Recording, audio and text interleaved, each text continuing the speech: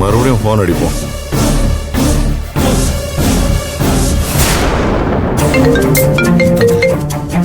சொல்றா. டேய் எங்கடா இருக்கீங்க? ஏண்டா இப்ப என்னடா உனக்கு? இல்ல இங்க ஒரு ரூம் பூட்டி இருக்கு. ஏண்டா நான் உன கேள்வி கேட்ட நீ என்னடா என்ன கேள்வி கேட்கிற? முதல்ல நீ எங்க இருக்கன்னு சொல்லு.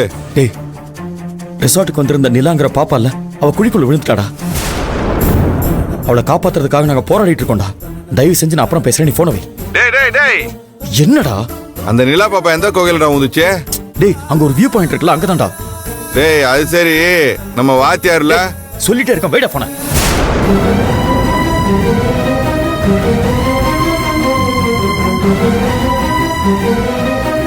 வாத்தியாரை பத்தி சொல்றதுக்குள்ளேயே போனை கட் பண்ணிட்டானே.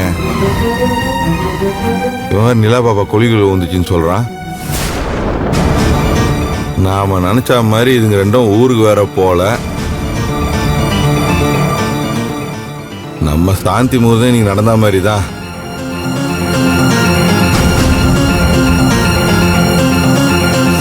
இந்நேரம் மாப்பிள்ள போலீஸ் ஸ்டேஷன்ல போய் விசாரிச்சிருப்பாரு. அவரை நேரா இங்க கூட்டிட்டு வந்துருவாங்களே. மாப்பிள்ள விஜய பாத்துட்டா பெரிய பிரச்சனை ஆயிடுமே. எல்லாத்துக்கும் மேல நிலாவை காணோன்னு தெரிஞ்சா அவரோட பொண்ண விஜய் தான் பொறுப்பா பாத்துக்காம விட்டுட்டான்னு கோவத்துல என்ன வேணா சொல்லுவாரு. அப்பனே முருகா, 2 பேரும் சாதாரணமா சந்திச்சுக்கிட்டாலே பிரச்சனை வரும். இந்த மாதிரி இக்கட்டான சூழ்நிலையில சந்திக்கணும். மாப்பிள்ள வந்து என் பொண்ண பாக்குறதுக்குள்ள எப்படியாவது நிலாவை எங்க கிட்ட கொண்டு வந்து சேர்த்துரு. உன் சன்னதிக்கு வந்து நான் காவடி தூக்குறேன்.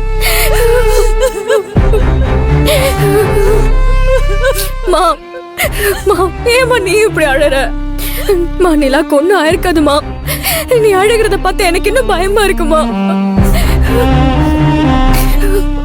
ஒண்ணு இல்லம்மா, ஒண்ணு இல்ல. நிலா பத்திரமா வந்துருவா, நீ தைரியமா இரு.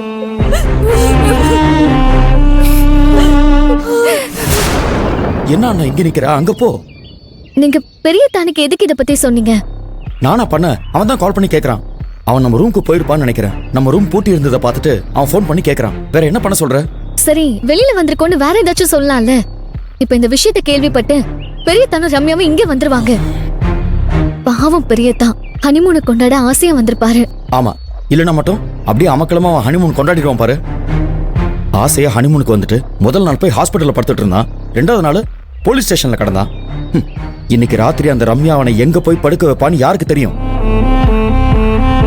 அவன் இன்னைக்கு ரம்யா கூட இருக்கிறத விட அவன் இங்க வந்து நம்ம கூட இருக்கிறதா அவனுக்கும் அவன் உயிருக்கும் சேஃப். இங்க பாரு, நீ அதை விடு.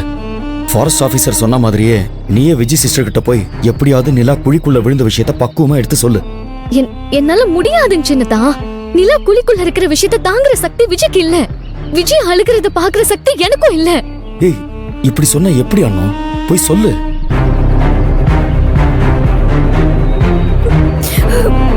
சரி, நீ ஒண்ணு பண்ணு. விஜய் கிட்ட சொல்லனாலும் பரவாயில்ல, நிலாவோட பாட்டிக்கிட்டயாவது பக்குவமா சொல்லலாம்ல. அவங்க விஜய் கிட்ட சொல்லிப்பாங்கல்ல. என்ன அண்ணா பாக்குற?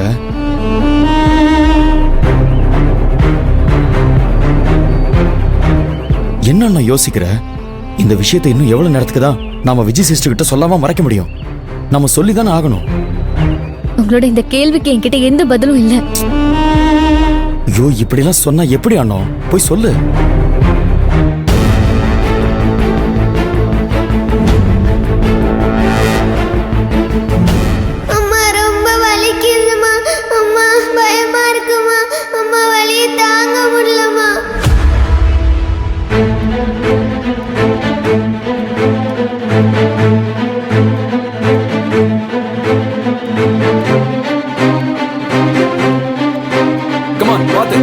சீக்கிரமா வாங்க.